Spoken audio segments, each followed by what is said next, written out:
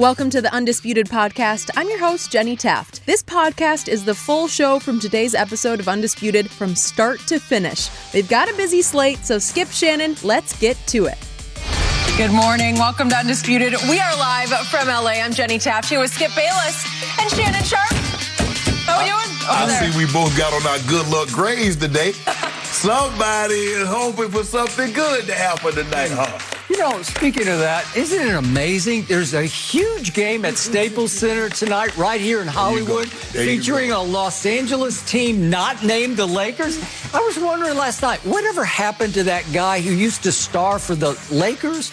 Oh yeah, is he the guy doing the Space Jam ripoff? He and the best player on the planet, they're having a nice, cozy vacation. Yeah. You just admitted Kevin Durant is the best player on the planet. Thank you. Cozy vacation. Apparently, And the second best player on the planet just might be Paul George. But let's talk about it. There you go. All right. Well, the Clippers, yes, they're hanging in and have a chance to force a Game 7 tonight with a win in LA in hopes of yet another comeback this postseason. They will have to face a determined Suns team who Monty Williams said must play with desperation after giving up Game 5 at home Monday night. So, Shannon, who wins Game 6 tonight? Skip, I'm going to take the Suns in a very close ball game. And a lot of people believe that the pressure is on the Suns, but I still believe the pressure is on the Clippers because the Suns still have an opportunity to do something. If they lose this game tonight, they still have a Game 7. If the Clippers lose tonight, there is no Game 7. It's over. So you know there's a heightened sense that we need to get this done. We need to somehow force this thing back to to Phoenix. And now the pressure is on the Suns because you're in your building in front of your fans and you had us down 3-1. So now all of a sudden, if we can keep this game close, don't let you go run and hide, get up by 20, 30 points. We get this game to the fourth quarter, we'll see if you can out-execute us because we trust our coach is going to put us, and Ty Lue's done a great job. Every button that he seemed to have pushed has been the right button. He's one of these guys, Skip, you see these movies and they got to push all these buttons. Like, which one? This one. Whatever button Ty Lue pushes seems to work. I love what I see him from Paul George. Paul George is taking the approach that I'm back in Indy. Paul George believes that I'm the best player on this court. Now that Kawhi Leonard is not in this series, I'm the best player. I need to show that every single game. But Skip, although he's for the most part shown that he's the best player in this series, he's always gotten contributions from at least one other person. Normally it's been Reggie Jackson. But the other night it was Marcus Morris. Boogie Cousins came along for a ride.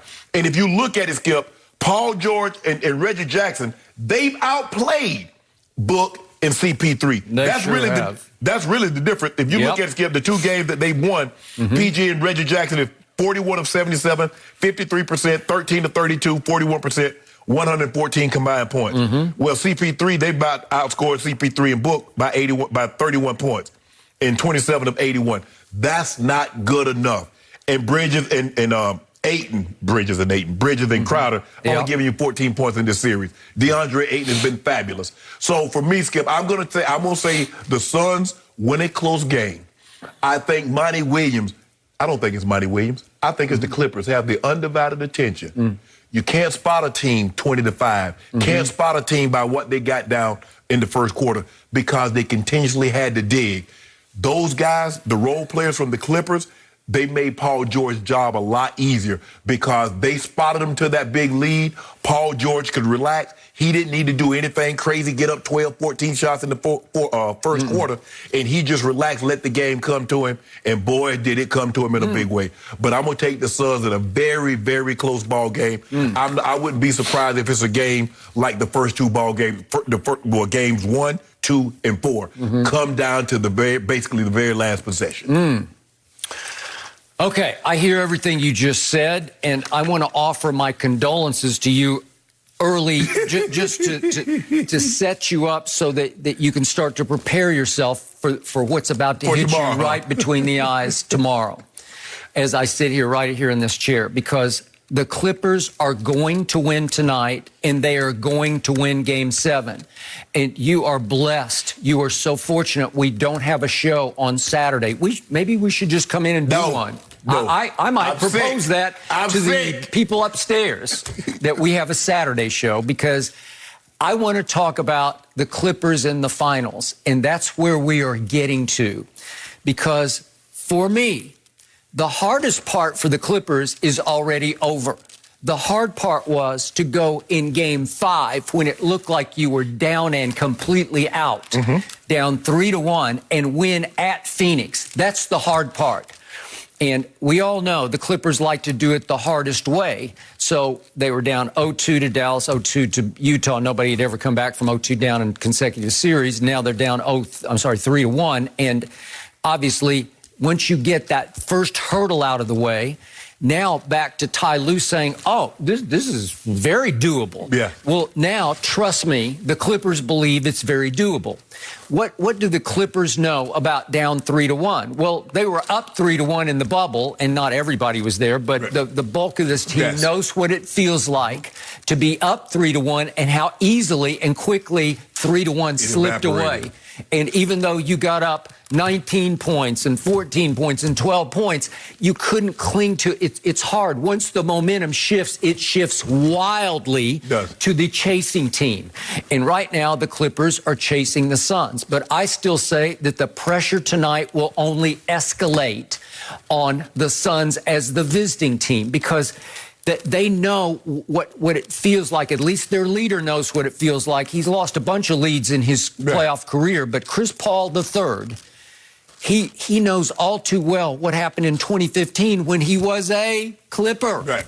And they were up 3-1 on Houston, and it slowly but surely slipped away. Right.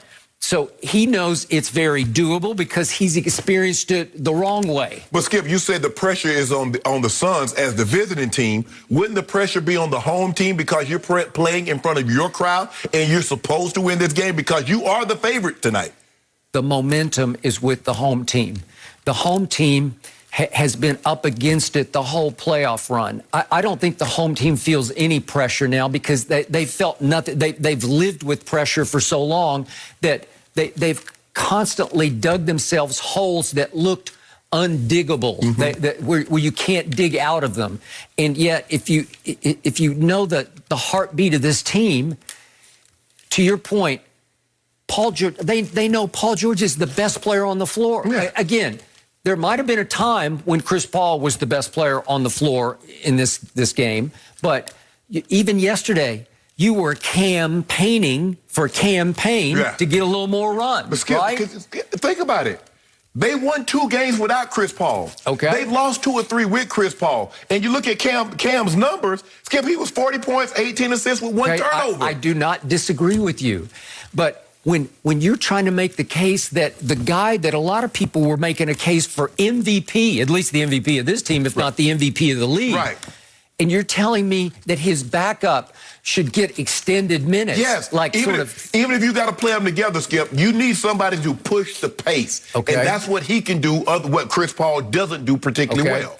And that leads me back to Devin Booker. He's obviously an explosive scorer, but listen, the Clippers got an equally explosive scorer in Reggie Jackson. Yeah, oh yeah. And again, he hasn't gotten the shine or the buzz or the hype that Devin has, deservedly so, but Reggie Jackson has become the closer for this team. Yes. And all of a sudden, I don't know if people realize what's happening right before your very eyes. They're a little more effective without Kawhi. I'm not saying they're better without Kawhi, because Game 4 down the stretch when they hit the ice road, that's what I call it, because there's a movie on Netflix right now called Ice Road. Well, the Clippers know what the ice road feels like because they got on it down the stretch of Game 4. Here's the thing. When Kawhi's there, Kawhi gets most shots. Then Paul George, then Reggie Jackson. So now I got to find my way. How do I do what I do without stepping on Kawhi's toes? Okay. Without stepping on Paul George's toes? Now I sense harmony and chemistry. Right. Because they all deferred to Kawhi, but it's hard for Kawhi to lead because he's really not one of the guys. Well, he ain't talking. He just plays. When you don't talk, it's hard to be the leader. It is. And you're kind of unto yourself. And not in a terrible way. You just do what you do on your own. Right. Your whole plan, everything you do is unto yourself. Right. You kind of you follow a different schedule than the team follows. Right. And after a while, you look at that guy and say, well, he can't be our leader. Right. And can he be our closer? Well, sometimes he closes, and a lot of times he doesn't close. And the approach is different. You look at the way Ty Lue is talking in the huddle when they're down, as opposed to when they were with Doc. That's a huge difference. One coach is engaged, and the other last year in the bubble just disengaged, like folded his arms and said, "You guys do it." Right. That's the old school way of coaching. Okay, that's the old school way. Okay, yeah, like you guys don't get it yet. I'm going to let you see if you can figure it out. You got yourself into this. Get yourself out of it. So the point is that this Clippers team is different without Kawhi because they now have their roles. Paul George is the star of the show. He's Indiana Paul. He's Indiana Paul. He is that guy. And in overall ability, to me, he is LeBron-esque. I'm not saying he's better than LeBron because we know he's got some psychological flaws. But the point is, he's a long 6'8". Mm-hmm. He can defend. He can steal it. He can disrupt on defense just with his sheer length and his desire to play defense. And he has, as a shooter, he's a better shooter than LeBron because he's got more range than LeBron, and he's got more range than Kawhi ever had because Kawhi's an okay three-point shooter. This guy can be a big-time three-point shooter. You know why he's like this, Skip? Because when he was in Indiana, he didn't have to defer. He was the guy. Okay. He get to take as many shots. He had Roy Hibbert. He had Lance Stevenson. So now he's like, basically, Ty Lue said, hey, go back to being what you was in Indiana when you was taking the Big Three Celtics to Game 7. He did? I mean, the Big Three Heat to Game 7. He did definitely. Be that guy. Okay. If you be that guy, the guys will follow you. We'll be just fine. Okay, but what happened last game, in the third quarter at Phoenix, out of nowhere, Paul George saved the game after your guys took a 1-point lead at 62-61. Then he goes on this run of scoring 18 points in the rest of the third quarter. Had 20 total for the quarter. Okay, so he saved the game in the third quarter, and Reggie Jackson took it home in the fourth quarter. Right. Reggie Jackson has become the closer for this team. It really didn't have it. Definitely didn't have him in the bubble, and I pointed out to you several times, Reggie Jackson barely played in those 3 big losses when they were up 3-1 in the bubble. Doc just didn't play Reggie Jackson. Okay, well, not only are they playing on him, they're leaning on him. You do it. You take the big shots and make the big shots. You look at the way Ty Lue coaches and you look at the way Doc is going to grow. Doc shrunk his bench. Ty Lue expanded his bench. He's giving Terrence Mann's opportunity. He's bringing guys like, well, what? You play Terrence Mann in a game 6 that you don't have Kawhi, he gives you 39. Okay. He put Boogie Cousins, he does Boogie Cousins out of mothballs. Okay. Let Boogie get 11 minutes. He gave 15 points. So when one coach was shrinking his bench, the other coach has expanded his bench. Yep. Well, he had to because he even lost Zoo. So there's no Kawhi, no big Zoo, and they didn't have Serge Ibaka. Only other big. Okay, that's all you can do. So I'm going to be the first to acknowledge up front, Paul George has got some psychological flaws in his game. He can choke in various moments. He can just come all apart. You know it. You've been all over him for that. But you know what? At heart, he's a fighter. That's what I love about him. That's his redeeming quality is he will fight. He'll fight on defense. He'll fight for loose balls. He'll fight to get to the basket when all seems lost. And this team is a bunch of fighters. And I loved his quote, and we're going to talk about, he was talking about DeMarcus Cousins. We're going to talk about DeMarcus in just a few minutes here because he's going to be the X factor tonight. But Paul George on DeMarcus yesterday said, he brings toughness. That's what this team takes pride in. We got toughness from top to bottom. As cliched as that sounds, that is the God's truth about the Clippers. They just have a backbone to them because you can't make them quit. Right. A lot of teams on any given playoff night, they'll just say, okay, if you want it that bad, we'll see you next day. You know, we'll see you in a couple nights. We'll go on to the game, whichever. Right. And this team won't stop. It'll just keep scratching and clawing. And as cliched as it is, they're fighters. Hey, Pat Beverly will fight you. Right. Marcus Morris will fight you. Nicholas Batum, as mild-mannered as he seems, he will fight you. Just scratch and claw you. Right. He'll fight for loose balls and for loose rebounds. But Skip, if you really look at it, only really Reggie Jackson is really known as really an offensive guy. Yep. All the rest of the other guys are defensive guys. Paul George is a two-way player. Pat Bev is a defensive guy. Marcus Morris Sr., he cut his teeth. He's hard-nosed, gritty. Batum, the same way. Terrence Mann, the same way. You look at these guys, basically, they got a bunch of fighters and a handful of guys sprinkled in there. Paul George, two-way player. Reggie Jackson's offensive guy. Other than that, Skip, they come to bringing lunch pails and hard hats. Okay. Ty Lue is a fighter. Yes! Always an underdog. Yep. Chauncey Billups is a fighter. He's number 2 in charge. Obviously, he's gotten the Portland job, but he's still here with this team. Yep. And I think he is crucial to the mix of the motivation and coaching. I agree.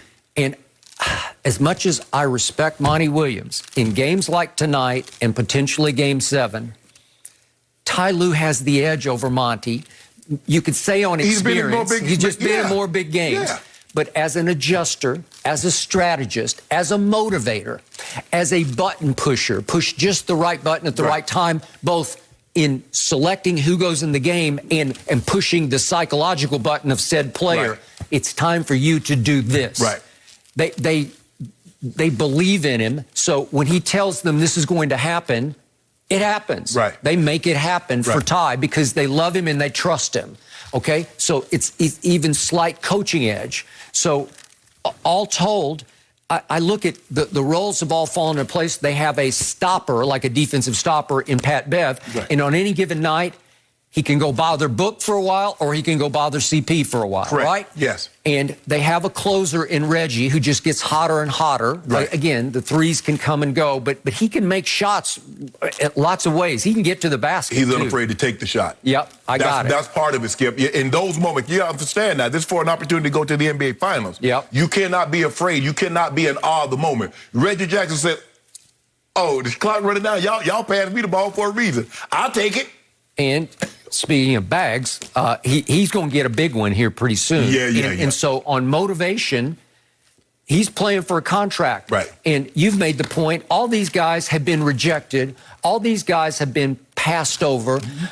And all of a sudden, Reggie Jackson, who was once upon a time a first-round draft choice and had to play in the shadows of Durant and Westbrook. Yeah, he was a late lottery pick. He was, out of Boston College, and another Sam Presti special. He said that guy can play, and he was dead right about it. Right. But he got lost in Detroit. He got some money to go to Detroit, but he didn't get the money. Yeah, Skip, no, they gave him 5 years, $80 million. Yeah, so but at the time, I mean, he's going to be in line to get a big one. He's going to get another $80 million. He is, because he's going to be free. I would hope the Clippers could find a way to keep him, but we'll see. Yeah. We'll see. Well, I don't know if they're going to be able to keep Kawhi. I don't know if he wants to go somewhere else. He is drifting farther and farther away from the internal workings of the Skip, team. I think the thing is, Kawhi, it's hard to feel connected, Skip, when you're not there. You're not there every day, Skip. You're getting treatment on your own. You don't really feel a part of the team. I'm on the team, but, man, they going on about their business without me. I thought it was supposed to stop for a little while until I got healthy. No, I got it. So it'll be interesting to see if he's sitting up in the box. I believe he'll be there tonight. I think he will. I would prefer him on the bench, but that's not his style. Right. Yep.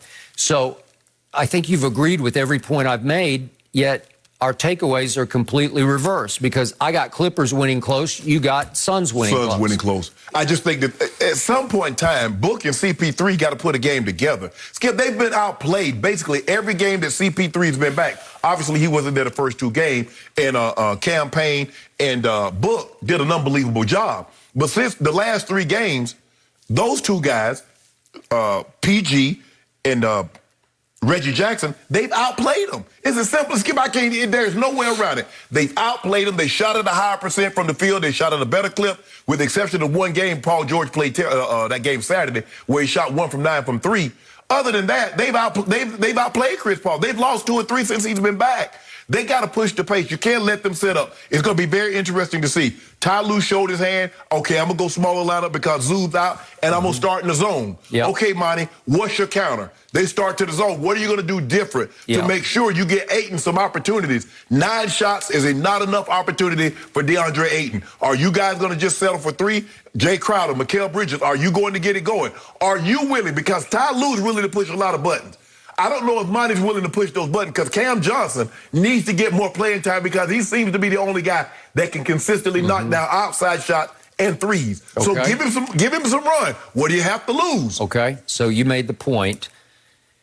When Phoenix has asserted itself in the series, it's often because the big guy asserts himself. Yes. And when he says, okay, here I come, it's hard to deal with him because he's so athletic and he's coming of age right before your very eyes, DeAndre Ayton. Right. And he's got stuff. He's got game. He shot that turnaround baseline jump shot. You say, wow, where did that come from? That's why DeMarcus Cousins has to play a big role, literally big. Right. And I'm going to remind everybody, he's only 30 years of age. Right. And once upon a time, he was a dominating center in this league. I realize Achilles injuries and various knee injuries have cost him. Yeah. But he's starting to resemble DeMarcus Cousins, Boogie Cousins. He's starting to. Yeah. And they trust him. He loves them. He's found a home with a bunch of cast-offs and rejects. Right. And because of that, I think you're going to see him play more than 13 minutes. It might be more 20-ish tonight. The last time DeAndre Ayton got outplayed, he came back and put together a monster game. I expect that was outplayed by Zubac. I expect him. You cannot let Nicholas Batum, you cannot let Marcus Smart Sr. play a 7-foot athletic guy like this behind. You can't do it. They outplayed him. They outworked him and out-hustled him. Yes. Yep. So I expect him to come back. I expect Book and CP3 to play a lot better, and it's going to be a very close ball game. But I'm going to take them to win this ball game. Okay. Point differential in the series. The Clippers are up by 17 overall points. Right. The Clippers are just a little better than the Suns, which is why they are going to win a close game tonight. And I think you agree with me because every reason that I just gave you, you couldn't refute. So I've got all the yeses, you have all the nos, but you're still hanging in with Phoenix. I got to know because that's what you choose to believe. But we got 3 cases on it, so we just go see what happens. 3 cases for a point, I'm good. There's no point. There's a point. That's what the Fox bet said. It's a pick 'em now. It's just a pick 'em. We're just going straight up. Straight up. It's okay. And it's for 5 cases now. No, ain't no 5. Hold on. How you add 2 cases? So, like you tell me, can you go to and negotiate with the betting house? I want to bet this. Well, I just proposed it. No. You can accept it or not. We got 3. You can show me the courage of your prediction. We have 3, Skip. Okay, well, I'll take 5 anytime you want it. No. That's you don't how want it? confident I am. This is what I would do you. I tell you what, I'll give you 5 if you're willing to give me 10 on a game 7. 10 what? Cases. 10 cases? Yeah! I'll give you 5 tonight if you give me 10 on a game 7. No mercy. Well, the Hawks were down Trae Young last night, but the Bucks ended up losing their superstar as well. Giannis left the game with a hyperextended knee in the 3rd quarter and would not return as the Hawks went on to win Game 4 and even the series. The 2-time MVP is set to get imaging done on the knee today as his status for Game 5 in Milwaukee is currently unknown. This is just so hard to watch over and over. Shannon, now, what is your prediction for the rest of the series? I'm going to take the Hawks, Skip. You are? I am. You found a loophole. No, you can get back on the bandwagon. Well, Skip, I don't know what I was thinking, especially yesterday, because the Bucks play dumb basketball. It's as simple as that. They didn't take this game serious. I know what happened, Skip. Man, they without Trae. They can't beat us without Trae. And they didn't come with the same intensity that they came in games 2 and 3. And they underestimated. Man, they got Lou Will. Okay, but you have to understand, Lou Will is a professional scorer. You don't win the 6th man of the year 3 times. And most of the time when guys win this award, Skip, they're offensive guys. You look at Jordan Clarkson. You look at the guys, Jamal Crawford. In the early days, Ricky Pierce, Detlef Shrimp, guys that have won that award, Vinnie Johnson. Skip, they're offensive guys that can heat up in a moment's notice. So you insert him into the lineup. He gets it going early. They jump out to a 15-5 lead because they're not playing defense like they would have had Trae been in the ball game. We saw when Trae made that mistake the first game. They didn't come out and didn't take Atlanta serious. They let Trae go for 48 and 11. The next time they put bodies on him. They cut him off at different points, and they win the ball game. They were letting Trae, and it maybe had something to do with him hurting his ankle, but they were playing better. I look at them, Skip. They getting everything. Holiday put the ball in behind his back, lay it up. Giannis dunk, Lonnie's dunk, lay it up. Chris Middleton, and then all of a sudden, man, you know what? Man, these threes looking good out here. Skip, Chris Middleton shot 41% from the three in the regular season. Yep. He's shooting 33 in the playoffs. Tucker was 39%. He's shooting 31. Holiday was 39. He's shooting 28. Giannis was horrible to begin with. He was shooting 30% in the regular season. He's shooting 18% now. Now, he got injured, and so we don't know the extent of the injury, but it didn't look good. Skip, Giannis had airball free throws. 2 of them. If you airball free throws, why the hell would you attempt a 3? Skip, if I'm failing basic math, why the hell am I signing up for advanced calculus and trigonometry? And he airballed another 3. And he's still shooting them. Yep. They just come down and just jack. They're terrible at shooting threes. And they got up 39 of them. Like, you know what, Skip? The more we get up, the chances got to increase. So if we hit 12 or 50, that's pretty good, right? No! Except for Chris Middleton down the stretch of Game 3. Game 3. Yeah, okay. And by the way, that same guy went 0 for 7 last night from 3. And that's the thing, what I tell you about Chris Middleton. That's what's so frustrating about him, Skip. You see, remember last year in the bubble? He went and got 50 in a game against the Heat. Yep. And then the next game, he comes back. We saw what he did Sunday.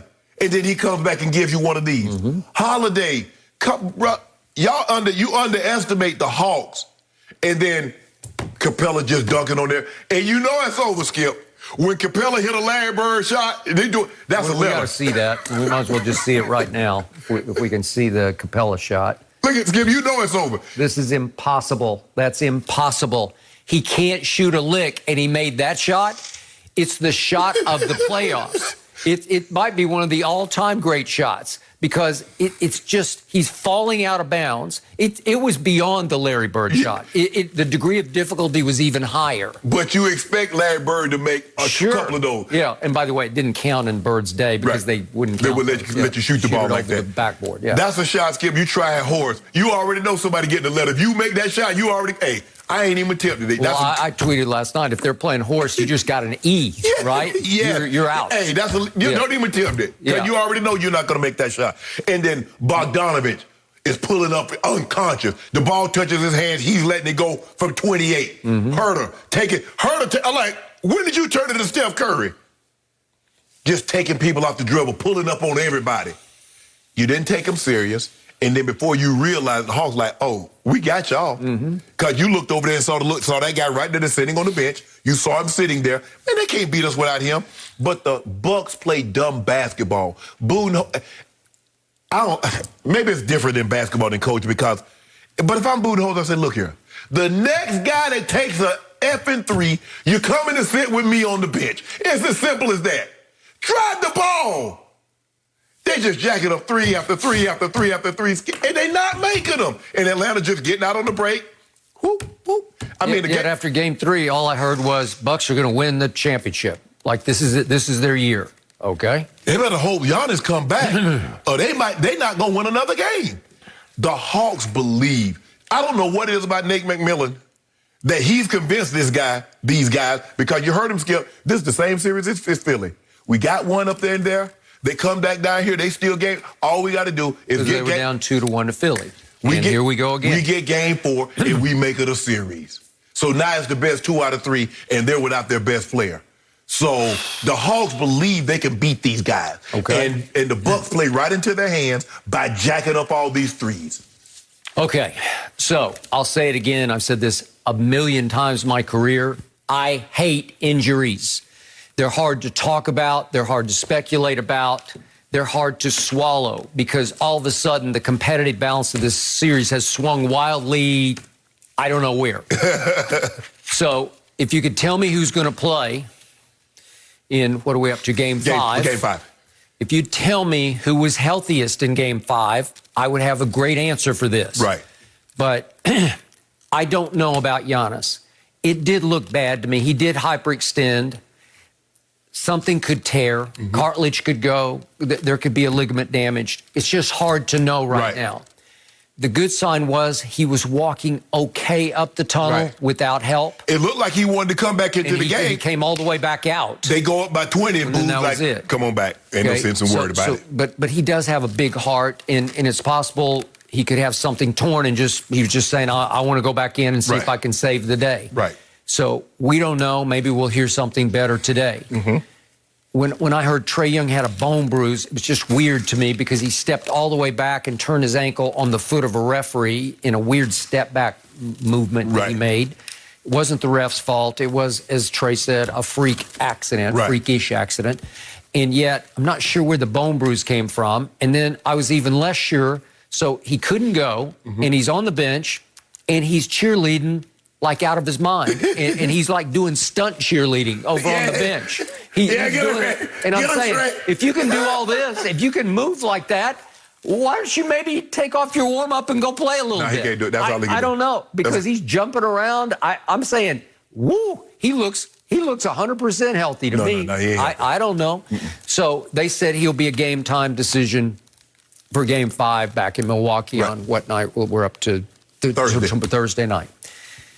I don't know, but my gut tells me what yours is telling you. The Hawks have taken control of this series. Yeah.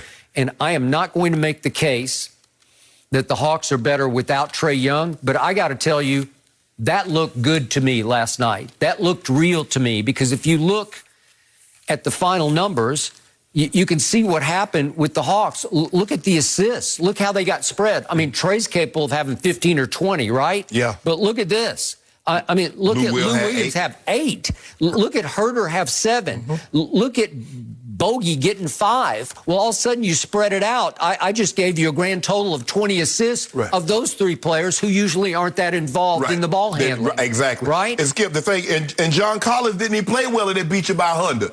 Yeah. But look at the spread out scoring. Nobody had more than 21, but they had 6 guys in double figures. Okay. And I have always loved Cam Reddish. I loved him at Duke. He took and made big shots. Remember the shot he made at Florida State one Saturday to beat them at the buzzer?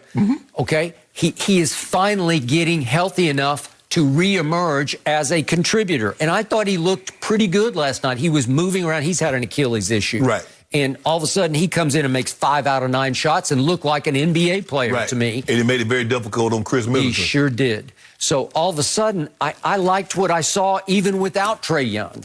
So my point is, back to your point, Giannis just no-showed in the first half, and you can't do that. Right. You can't. He scored 6 points in the first half.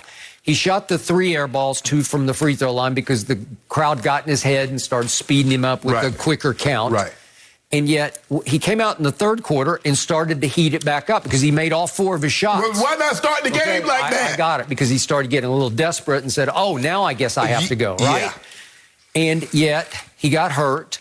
And then Bogdanovich just said, okay, that's enough of that. Yeah. And he made 4 threes in just the third quarter alone. And when you make 4 in a quarter, it's just too much to overcome. And the dam broke all over the visiting team. So I'm starting to like the coaching, the chemistry, the camaraderie. It's Clippers-esque to me that the Hawks seem like the tighter, better team right now. But as far as TEAM team goes, they just have the better unity and chemistry right now. Well, let me ask you a question, Skip. Who do you think you're going to beat in a playoff game if you shoot 40% from the floor and 20% from the 3? Who do you think you're going to beat? Nobody. Okay. You're not beating anybody.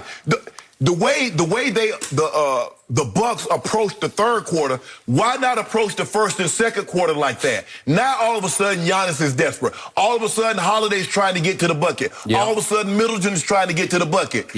All you had to do was start the game like that, put doubt in the Hawks. Maybe they don't go away.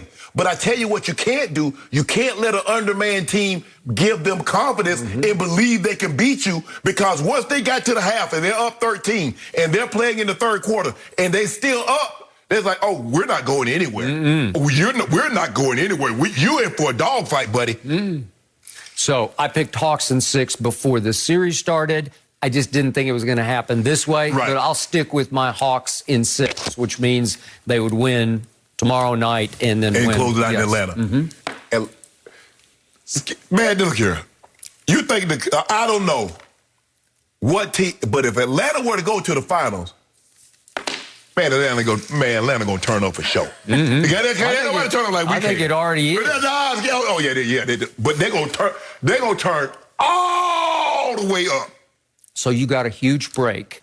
thanks to unfortunate injuries, all of a sudden you can be back on the Hawks bandwagon, right? But so now you can go home again. Oh, I'm gonna have to break out. I guess I got to break out my old ice tray jersey. Yeah, I got old ice tray jersey. I don't even know if they need him anymore. Oh, yeah, don't do that, Skip. Don't do that. Well, you might ought to get a Herder jersey. Yeah. I mean, that's a complete team, and they're showing that. Guys, we got to talk about this guy, Chris Paul. He's really put up all-star numbers during his entire career, but has yet to reach a single finals. He remains one game away, but is also only 2 losses away from losing in another conference finals and missing perhaps right now his best chance at a title. So, Shannon, how crucial is the outcome of the Suns-Clippers series to Chris Paul's legacy here? Well, Skip, there's still an opportunity. It's not like he's done. It's not like he's made a decision and said, this is my last season. Yep. But, Skip, this might be his last best opportunity to get to the NBA Finals. Yep. Given what has transpired, you look at in the West, Kawhi goes down, LeBron's banged up, AD, Jamal Murray, the situation that's going on in Portland. So we don't know. There might be some turmoil and all this, but these teams are going to come back. The Nuggets will be better next year. Utah will improve. Absolutely. The Lakers will be better. I agree. I would like to think that Kawhi's going to get healthy. There's a probably 75, 80% chance he re-signs. This is probably your best chance to get to and possibly win the finals. Yep. Because the Nets, we don't know what, you keep hearing rumors that they would entertain trading Kyrie. But James Harden, healthy, and KD is plenty enough to get to an NBA Finals. Agreed. Miami's going to be better. We don't know what. Go right down the line. Yes. I agree with everything you're saying. So, losing this series, when you've whooped 3-1, yeah, and they're playing without their best player, this would be Chris Paul's most painful loss. Yes, he's had a 3-1 loss. He lost that with the Clippers. Yep. He lost to Houston. He has a couple of 3-2 losses. Lost to Golden State up 3-2, Skip. Yep. He lost when he was in New Orleans up 3-2 to San Antonio. Yep. This would be his most painful because all of those guys had their big guns. And you can say, well, you know what? The better team won.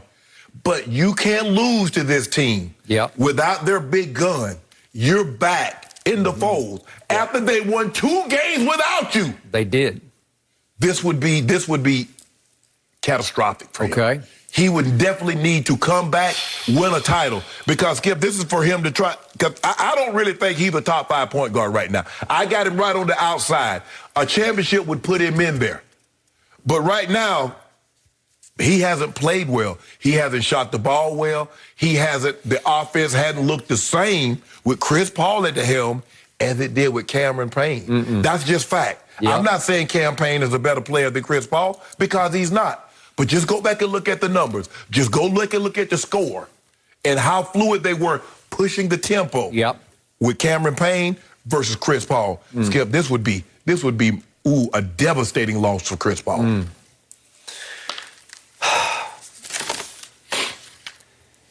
I have said, I told you 2 weeks ago, I don't yet have Chris Paul in my top 15 all-time point guards because he hasn't closed a deal.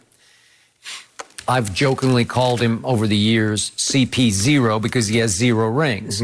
Well, he obviously has enough regular season achievements, accolades, to be a top 5 all-time point guard, but he doesn't have it in the postseason. Right. Because I'm talking about an 11-time All-Star, 4-time assist champ, 6-time steals champ, 9 times all defense. These are obvious, shoe-in first ballot Hall of Fame numbers. He was the All-Star MVP in 2013. He was obviously going back to his rookie year. He's the Rookie of the Year, and he's been nicknamed the Point God. Yes. Okay? So I get all that, and I honor and respect all of the above. Yes. But I still say, in the biggest picture, he's a little more famous for the State Farm commercials than he is for his playoff legacy, because the State Farm commercials are all-time great. And God bless him, I think he's made a whole lot of money, so is Aaron Rodgers off his, but Chris's are better. And it's because he can also play his alter ego brother, Cliff Paul. Right. Well, too often we've seen some of Cliff Paul in some of these playoff blunder losses, these disasters, because I'm going to remind everybody what happened in 2015 with these same when he was the point god of the Clippers. Right. It was he and Blake and DeAndre and Doc, right? And young Doc's son at that point. And what happened? Remember, Chris Paul hit a great shot to beat my Spurs in a Game 7 at Staples, but he pulled his hamstring, and he came back in with the bad hamstring to hit the shot, and then he missed first couple of games of the next round against Houston. And then he came back for Game 3 and Game 4, and they won them, and then it started. And here they go. They're up 3-1. Right. And they lost Game 5 by 21 and Game 6 by 12, and at Houston, Game 7, they lost by 13. Well, that's an average margin of losing those games by 15 points. But when that Game 6, Skip, they was up like 19. They were. And then they just fell completely all apart. Chris's numbers were good in all 3 games. If you just take 3 games, he hit his usual average. He had 26, 5, and 10 assists. Okay. You can live Beautiful. with that. Yeah. Yes. He was also a minus 27 overall in those 3 games. So they're kind of empty calories because it's up to the point guard to get you home. You got to make the plays that close the deal. Yes. And you're better than the other team, I thought, and they couldn't close the deal. And he's had a long history of these going back to, I don't know if you remember, this is way back in 2008 when he was a Pelican in New Orleans. They were up 3-2 on my San Antonio Spurs, who were just better than them. It was like Chris Paul or bust. And they lost Game 6 by 19 and lost Game 7 at New Orleans by 9, and he was a minus 25 in those games. Right. So he just didn't, he couldn't pull it off when you had to pull it off. I would concede that because if he had lost those final 2 games and they didn't have Duncan, he'd have lost it. I concede Golden State. Okay. If you win though, if you lose though, they don't have KD and Steph. Yeah. But Skip, they're playing without Kawhi. Okay, I got it. So let's quickly go back to 2013 again with the Clippers. They go up 2-0 on Memphis, a very good Memphis team, but they proceed to lose 4 straight games to Memphis when I thought they were in control of that series. Right. They lost by 12, 21, 10, and 13. Well, those are all double-digit losses. That's no good. Right. And over those games, the 4, Chris was a minus 56. Again, the numbers look good, except his three-point shooting, as usual, tailed off. And by the way, he's 0 for 9 in his last 2 games in this series against the Clippers. Okay. And then got one more for you, 2016.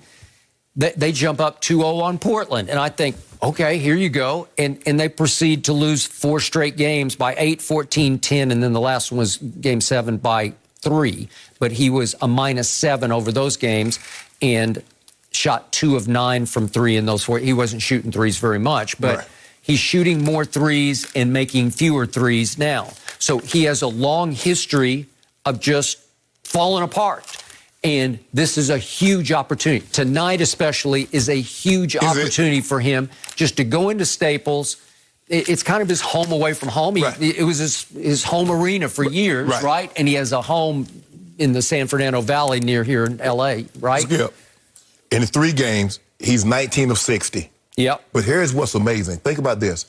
He only By the way, that's 32%. Skip, he only has 2 shots of 60 he's taken in the restricted area. Yeah. So now, Skip, he can't get to the rim. Chris Paul normally was able to get to the rim. Yep. He's not getting to the rim. His 3 balls not falling. He's 2 of 16 over the 3 games he's played from 3. That won't cut it. So that puts an awful lot of stress on Book. I agree. This on you. Hey, everybody, if I had a chance to revote, I hear everybody talking about, man, if I had a chance to revote, Chris Paul should have been the MVP. He should have been the MVP. No, he shouldn't. Chris Paul had a great season, but he didn't have a great season. He didn't have a better season than Joke. No. So if Chris Paul would have got them to the 2nd spot without Booker, you got me. For considering Yo kept the 3rd spot and even increased it without Murray and his numbers, no. Okay, Chris, I need you to show me now why they say you should have been the MVP. You had a 3-1 lead. This is your opportunity to show. Now, either you're going to show people, well, I see why he didn't win the MVP, or he should have won the MVP. This is on you, bro. You're the elder statesman. Everybody been talking about he's been so good for Devin Booker. And DeAndre ain't. DeAndre going to get that bag. Well, you better go bag this win. You better go bag the Clippers tonight. That's true. That's harsh truth. Everybody loves Chris. I like Chris. He's been the head of the Players Union for years, and he's done nothing but great work for the league in general, for the players. What he's done social, what he's done for historical black colleges. And don't think that goes unnoticed. But right now, none of that other stuff matters. Skip. None of it matters. You should be winning these games. You came in as a pretty heavy favorite because there was no Kawhi. Skip, they was up 2-0 without you. Everybody's like, oh, man, just think they won the first 2 games. I was one of the ones. Yep. Skip, we won the first 2 games without CP3. Imagine what's going to happen when we get it. We might sweep y'all. Now they fighting for their life. I'm going to say it one more time. The biggest shock of all to me is that you have been campaigning for campaign to get more equal minutes. Yes, he got to get some. He got to get some minutes. Now I get it. The first game back, Skip, he hurt his ankle, twisted his ankle, and that limited his minutes. But he's gonna push the pace. He's the guy. He's really the only one of the Cameron Payne turned his ankle. Yes. He's one of the few guys, Skip, that can consistently get to the rim. They can't. It's hard for them to stay in front of him. Paul George couldn't. No. And so you don't want to put Reggie Jackson. I mean, not Reggie Jackson. You don't want to put Pat Bev on him and then slide somebody else over the book. So Patrick Beverly's occupied with Booker. I'd rather keep him under control. Let Cameron Payne. We don't believe Cameron Payne, but Cameron Payne needs more run because he's the guy that's going to get the ball and push the pace. No mercy. DeMarcus Cousins has been through countless injuries to get to where he is with the Clippers today. He said that his body has been through hell and no one wanted to give him a chance anymore. A title is what could change things for Cousins, who said, quote, winning a championship would be the ultimate redemption. It would be a middle finger to everybody. And you know where I am going to wear that ring. What a quote. Shannon, did you like or not like what he said? I'm confused. Middle finger to who? Boogie, do you... Skip, January 2018, Boogie tears his Achilles tendon with the Pelican. He lost out on a max contract, probably would have played him somewhere between $180 and $200 million. He joined the Warriors on a mid-level exception, 2018-2019. Hopes of winning a ring, rehabilitate himself. Towards quad, April 2019, they lose the finals to the Warriors. He joined the Lakers on a minimum contract. He tears his ACL in the offseason. Rehabilitates, they release him. He ends up still getting a ring. December 2020, he signs a minimum deal with the Rockets. They got cut. The Rockets are not really going anywhere. He's not really adding anything. I'm not sure he's totally healthy still off that ACL injury. They move in a different direction. April 21, they sign a 10-day contract with the Clippers. They keep him for the rest of the season. Does he understand that big men and Achilles injuries don't go together? Bro, you had an Achilles injury, a ruptured quad, and a torn ACL, and you thought somebody was going to give you a max contract. Skip, even when Boogie was doing all that bull jive, people say, you know what? Yeah, he does bull jive. Yeah, he's getting texts. Yeah, he's getting thrown out of the ball game. But that joker can play. I'll take a Boogie Cousins. Boogie, it was the injuries. It's nobody's fault that you got hurt. That's something unforeseen. But do I think Boogie would have been on the roster, Skip? Have gotten a max contract? We remember what he was in Sacramento. We remember how well he and AD was playing together, Skip, when he got to New Orleans. Nobody has ever doubted Boogie Cousins' ability to play the game of basketball. They could have done without those shenanigans. They could have done without those antics. Absolutely. But, Skip, nobody doubted what Boogie can play or not. The middle finger to who? I get it.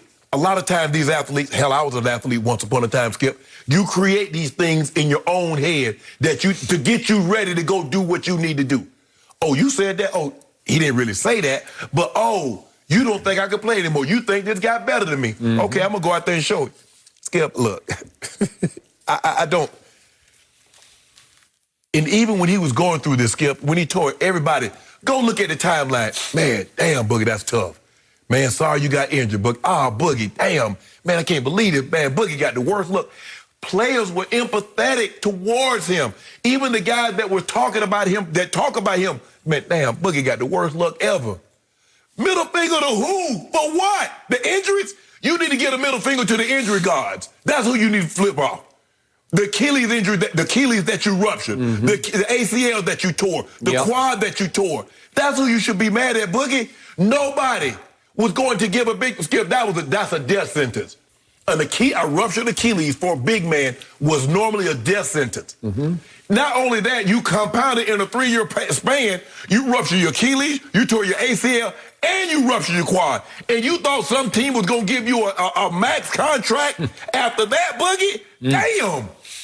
Nah, Boogie, you got to miss me with this one. I like Boogie. I met Boogie a couple of times. He used to be at the facility where I go to get massages. He was out there training. I like Boogie. But Boogie, you wrong on this one, bro. I don't really know what you expect or what you had hoped to happen. But the days of you getting a max contract, yeah, Skip, you're right. He's only 30. But the likelihood of Boogie Cousins getting a max contract, given his body's history, is slim to none. Yep, I hear you.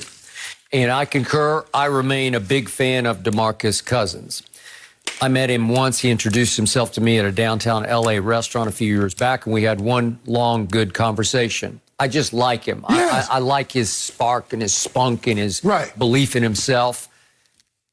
He is wildly gifted and always has been. And I think he still is, despite all that you detailed. But that 1 year in 2017, I just want to remind everybody, he went 27, 11, and 5. And the most impressive number to me is the 5 assists. He's 6'11", and he ain't no skinny KD 6'11". Right. He's got some beef to him. He's got solid. stature, right? And when you can pass the basketball out of the post the way he can, it's just a gift. You can't teach it or coach it. He can play. The one thing he said about himself, he said, my body's been through hell, I'll give you that, but I can still hoop my ass off. I'll give you that. Okay. He's made 4 all-star teams, and yet he's been his own worst enemy from the start. He just has, because just to put it in perspective, since he entered the league, he's second in the league overall in technical fouls to, guess who? Russell Westbrook. Right. But it's close. It's 146 for Russ to 139 for Boogie. So it was the league's fault that he's getting those technical skills? Right. Or that was him behaving? And since he entered, he leads the league in ejections. 16 to Draymond's 13. Okay, and I'm going to remind everybody, the most horrifying moment of this Clippers-Suns series came at the end of Game 2 when Boogie comes out of nowhere and just blatantly shoves Devin Booker. Right? It's Kentucky on Kentucky, but he just shoved it. And we talked about it the next day, and I said, I'm afraid he's going to get suspended again because Adam Silver just doesn't play that way. And not only did he not get suspended, I never even heard about a fine. So they looked the other way. Live and let live. He's got a long history. I was afraid just on his track record he was going to get something. But he does, I mean, his track record does hurt him when it comes to like foul Skip, because more times than not, I agree. They don't give him any breaks. No benefit of the doubt. Okay, now back to the quotes from yesterday in a really good piece by Mark Spears. I loved what he said about his team. This team is full of fight. I would go to war with these dudes before anybody. I co-sign that. I love that. That's who they are. But then it became all about DeMarcus Cousins because that's all, his world swirls around him. And for once, he's on a team that is an actual team. We're not in Sacramento anymore. We're not even in New Orleans anymore. And again, he's played for Golden State and the Lakers, but he couldn't really be on the team because he was hurt. But this time, he has become suddenly a crucial cog in the system of this team. And I told you, this team has harmony and chemistry. And I didn't want to hear about middle fingers because then it's all about him. That it's not the time for, I'm going to shoot the middle finger and wear the ring on my middle finger. For him to think to possibly be gloating. Skip, and the thing is that the Clippers in this situation, they have to take the good with the bad. And he only played, the most he's played is 11 minutes. What could possibly go wrong in 11 minutes? It's when Boogie was in Sacramento and they were counting on him that he was able to hold him hostage. Now, they hold you hostage because they give you a minimum contract. You act a fool, they let you go. So you, Boogie, it happened. I mean, there are a lot of guys that could have had very promising career. Skip, I believe Boogie Cousins could have been a Hall of Famer. Absolutely. If he doesn't have these injuries, there's no question in my mind. I watched him. I've seen him go get 55 and 24. I've watched him go get 40 and 25. So I know what he's capable of doing. But the injuries have robbed him. They have. And so now, nobody's going to dump, oh, you know what? That's Boogie Cousins. He's only 30. Let's give him $200 million guarantee max contract. That's not happening, Boogie. Because what do you always tell me about production and tolerance? Yeah. Well, now that you can't produce at that level, ain't then nobody they're gonna saying, well, tolerate that. I don't want to deal with that. Exactly. Okay. But he gonna get a middle finger to who for what? I'm trying to figure the team that wronged Boogie. Can someone tell me the team? Sacramento, if you want to say, hey, you know what? Maybe he didn't want to call no name. Maybe that was for George Karl. Maybe, because he called George Karl a snake. So maybe that middle finger because he say, nobody that signs Boogie Cousins will ever win a championship with him on your roster. And so maybe that would be the middle finger to George Karl. Okay, you want to say that? I'm good. And by the way, I like George Karl, but go ahead. I'm good with that. Yep. But to say the teams, the league, I don't see how they wronged him. That's normally how it works. Well, his quote yesterday was, it's just the narrative. I can't beat it. What narrative? What? Boogie. You established the narrative. You did, Boogie. You do understand how narratives start. Boogie, you kept getting technical fouls. You kept arguing calls. You kept getting ejected. Okay, so what's that about a narrative? You did that. Since you came in the league, you got the second most technical fouls called. You got the second most ejections. You did that. Boogie, you got hurt through no fault of your own. I don't believe it is anything. Maybe it was maybe the Achilles. Maybe you overcompensated on one side and ended up tearing the quad. Highly and then maybe possible. You tried to do the recompensate and tore the ACL. Maybe. But the teams, how are you faulting the team? If you want to say you and George Karl did not get along, there are a lot of guys that didn't get along with George Karl, so this is not unique to you. Okay, maybe there's some validity to that. But I don't see him giving the middle finger to the league when the league, they had the money, they was going to pay you, Boogie. Even with your behavior, somebody was going to back up a Brinks truck and unload it for $180, $200 million. Even with the technical fouls, the ejections, they still was going to give it to you. Okay. So tonight, I need no technical fouls from DeMarcus Cousins. I need no unnecessary dumb fouls from DeMarcus Cousins. I need him to help get DeAndre Ayton in foul trouble. That's what I need. Skip, if he doing all this talking after 11 minutes, can you imagine him playing 25 minutes and getting 20 points?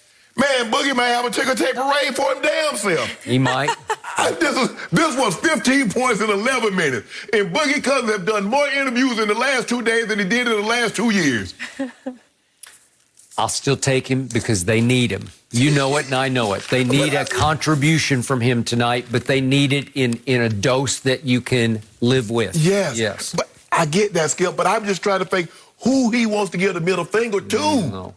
Well, it's obviously motivating in a little bit. Yeah, sometimes when you're playing with something to prove, that can help you. Does he realize that's what great players have? Yeah. I mean, does he realize? I mean, tell me the great player that's never been criticized. Even Michael Jordan, as great as he was, he can't win a title. He doing all that by himself. He can't win no title. They criticize everybody if you great. Yeah, the more except popular. Shannon Sharpe. Nobody ever criticized him because he was a media darling. Never. The media loved him because he bought insurance with the media by doing every interview ever proposed to him. But tight ends don't normally get the criticism that comes along with quarterbacks. No mercy. The Hawks were down Trae Young last night, but the Bucks ended up losing their superstar as well. Giannis left the game with a hyperextended knee in the third quarter and would not return as the Hawks went on to win Game 4 and even the series. The two-time MVP is set to get imaging done on the knee today as his status for Game 5 in Milwaukee is currently unknown. Fox Sports NBA analyst Chris Broussard joining us now. Chris, I know you said it right before. We don't need any more injuries, but that's the reality right now. What is your prediction for the rest of the series? Well, going in, I had Milwaukee in 6. If Giannis can come back and play, and, seeing him walk a little bit last night, even coming out like he might re-enter the game at one point, that hopefully is a positive sign. If he comes back and can be 85 to 90% of himself, then I'm going to stick with the Bucks, despite them being frustrating, at times in the first half of that game last night. If Giannis is out, then I'm with Atlanta, Trae Young or not. And obviously, I believe they have a better chance of winning if Trae Young plays. If Giannis is not there, he's the only star left in the East. And if you want to say, well, Chris Middleton's an all-star, Drew Holiday's an all-star one time, I would say, okay, Trae is the only player with superstar potential. or with superstar ability that's still in the Eastern Conference, which is obviously very rare. So, but even without Trae, I'm going with Atlanta. So if Giannis and Trae are both out the rest of the series, I'm with the Hawks. And you might say, well, wow, Middleton and Drew Holiday. Yeah, on paper, you might look at the names and go with Milwaukee. But I trust Atlanta's players more. I really do. I think they're mentally tougher. Maybe a lot of it has to do with Nate McMillan. But they come out and they play hard and they play with ferocity and they play at their typical level pretty much every night in the playoffs. Like even last night when Giannis goes down, there was no letdown. In fact, they ratcheted it up and said, let's put the foot on the throat. All right, as sad as they were to see him injured, let's put the foot on the throat. We've seen Milwaukee already twice in this series come out lackadaisical. Game 1, looked like they're taking Atlanta lightly. Game 4, Trae's out. We got this. Like, had they had the lead that they should have had in the first half, maybe they could have held on, even with Giannis being hurt. So I just trust Atlanta more. And look, I think John Collins, I know he didn't have a big game last night, but I think he's one of the more underrated players in the league. Bogdanovich, Herter, Danilo. I've always liked Gallinari. He just couldn't stay healthy. So I like him and Capella. So, and here's the other thing. Nate McMillan is doing a phenomenal job coaching. He's out-coached. He's a better coach than Budenholzer. So I think he makes better adjustments between games. He makes better adjustments in games. And he's been able to get his guys mentally ready and motivated better than Budenholzer has. So there's an advantage there. Chris Middleton, I doubt any of you guys were surprised either by what he did last night, right? I mean, this is what he is. Great game, poor game. Great game, poor game, poor game. Great game, poor game. That's what he does. And he did that with Giannis. With Giannis drawing double teams, with Giannis scoring in the post or in the paint, with Giannis drawing the attention of the defense and loosening things up for Middleton, he's still up and down. What's he going to look like without Giannis?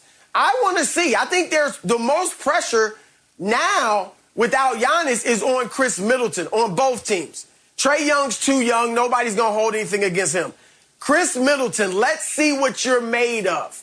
All right? Can you be great? Can you lead a team by yourself as the league? And I'm not saying lead them past Durant, lead them past LeBron, lead them past, even Chris Paul at this point. Lead them past a young Atlanta team that doesn't even have its best player.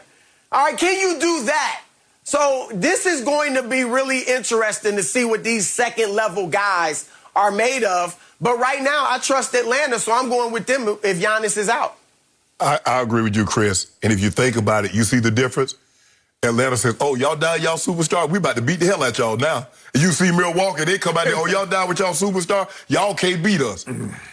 Don't you wish the way the Bucks came out in the third quarter, Chris, getting the ball to the basket, Giannis trying to dunk on everybody, Holiday putting the ball behind his back, Chris Middleton trying to get to the paint. Don't you wish they'd have came out like that the first half? No, they came out, oh, man, y'all can't beat us without Trae. Man, you see them go, Bogdanovich struggling, Herter is, no.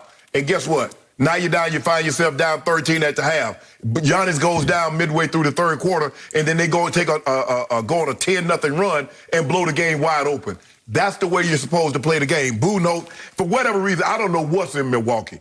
I don't know why they think they need to shoot threes. I've never seen a team can get whatever they want in the paint, can get to the paint. They got three guys that can get in the paint at any given time, and they jack up three after three after three. Giannis, before he got hurt, he had airballed 2 free throws, and he said, you know what, the way I'm going to combat this and show y'all I can shoot, I'm going to let these threes go. Bruh, you terrible at shooting threes. There's a reason why they let y'all shoot them. You think they run, and the thing is, they don't even try to chase y'all off the three-point line. They're like, nah, don't chase them off that. Let them stay right there, because I already know what's going to happen.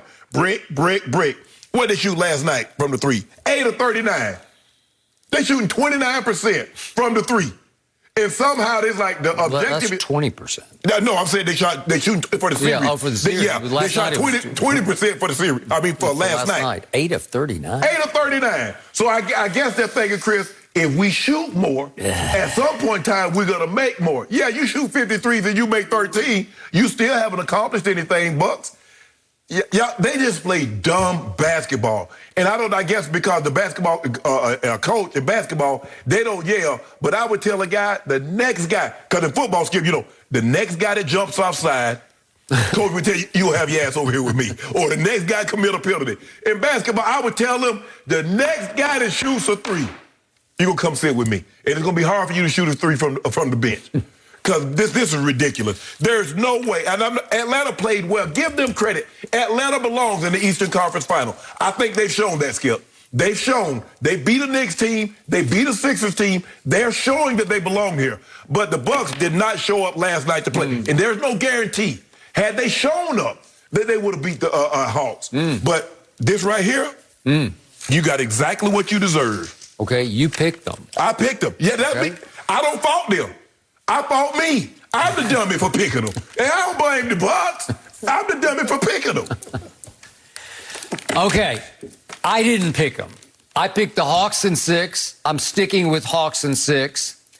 And as much as I hated to see Giannis go down, I'm going to say it one more time. I just don't trust him, even when he's 1,000% healthy. Right. I just don't believe in him as a superstar, as a player who can carry a team to a championship. I'm watching the first half.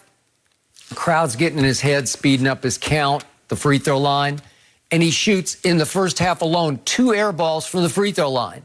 And then to Shannon's point earlier in the show, then he had the audacity shooting free throw air balls to think he could shoot 3-point shots. And he shoots an even worse air ball from 3. And I'm saying, what are you doing? Plus, he came out low energy. They just thought they had it. And he scored a grand total of 6 points in the first half. Then he comes out in the third quarter, and he actually started to say, okay, I'm going to take it to the rack. And he scored 4 quick baskets, and they kind of got back in the game. They were down. They cut it back to 10 at that point.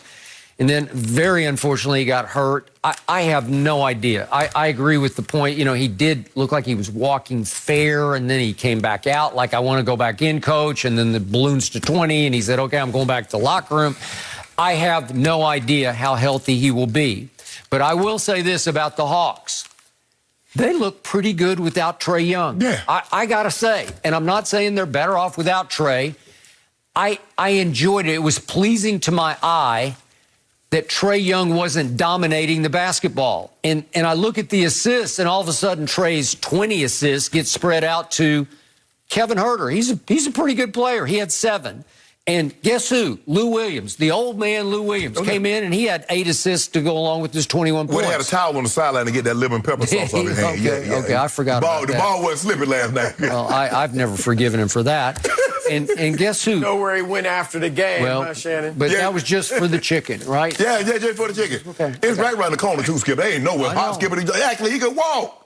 Well, it's named for him on the menu, right? It is. And Bogdanovich had 5 assists. So I just gave you 20 assists came from 3 other guys who don't do that. Don't normally handle the ball. And so I liked how it felt, and the scoring got spread out. And then I've said this on this show many times before. I love Cam Reddish. He is an NBA player to me, and at Duke, he took and made a bunch of big shots, including a walk-off at Florida State one Saturday afternoon. Yep. And he's just getting his legs back underneath him. He's coming off an Achilles issue, and he made 5 of 9 shots and really gave them a spark where on defense he was disrupting because he's long and strong, man. So all of a sudden, I liked what I saw. So I don't know if Trae Young can go in Game 5, but I don't care. I'm sticking with the Hawks to win 5 and 6 and end this and put Milwaukee out of its misery. I mean, you look at the first quarter, Chris and Skip. Giannis is 0-2. Chris Middleton's 1 of 6. I think it was his first ever playoff quarter without a point. I believe it was. That shows me you didn't take this game serious. Nope. You thought Atlanta was going to come over there, come out because they're without their best player and just lay down and say, man, you know what? We got it. They had every excuse. Man, they ain't got no Trae. That's why I commend Nate McMillan. I commend Ty Lue. Because without their best players, they still going to give you everything they got. They do.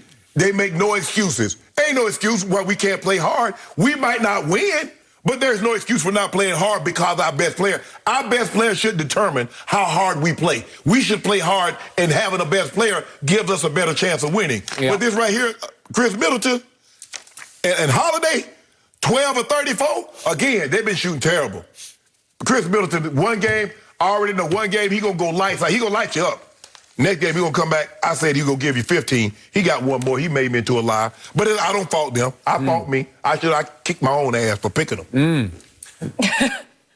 What you seeing with the Hawks, I mean, and Nate McMillan did this from jump. But even still with Trey, you know, he's got the ball, like you said, Skip, he dominates the ball to some degree. He's the best player. But without him, they play five-man basketball. They do. And five-man basketball is more effective, and I think it'll beat the typical basketball that we play today. High pick and roll, drive and kick. It's almost like two-man ball. Yep. And that's why Golden State was so great, even before Kevin Durant, right? Because they played five-man basketball. The roster didn't blow you away, and San Antonio was always so good, even when Duncan got old, because they played five-man basketball, and that's what Atlanta did. And to your point, Shannon, about the threes, that's the analytics. That's these guys relying too much on analytics. That's all it is. And they will never forsake the three, no matter how many they're missing, no matter how much damage they could do inside, because of what the analytics say. Skip, you remember Brook Lopez? He used to be a low post scorer. He was. He would average 20 points a game as a low post scorer. At Brooklyn, now he hardly ever goes down low.